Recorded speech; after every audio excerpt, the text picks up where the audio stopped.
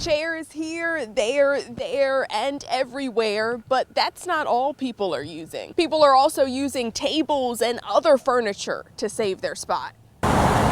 Though the snow is going away, the effort to save parking spots in Dundalk is not.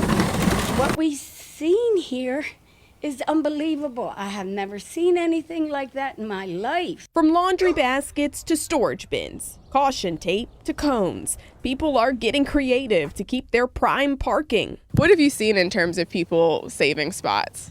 Couches, chairs, the chairs with the cushions on them. They put like 2 buckets down and like a chain to cover the whole spot up. I know I've seen some where it's like they have like a whole living room set outside. I ain't gonna lie, I was funny.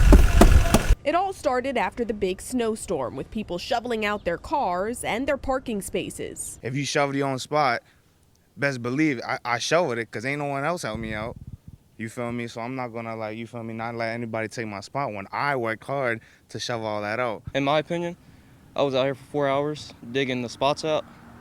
And if someone takes my spot, I would kind of get disappointed. I figured since the snow is gone, except for a few little hills, that they wouldn't be putting their chair out to save their parking space. Most of the time, they have their parking place. The chief of code enforcement for Baltimore County says they have not come across code enforcement issues with people saving parking spaces in Dundalk. Baltimore County police say they have not done any enforcement from people saving parking spaces in Dundalk either. But neighbors have mixed feelings on whether or not it's time to bring the chairs and other furniture inside. We're about to take ours away now because the snow's gone. I mean, snow's gone.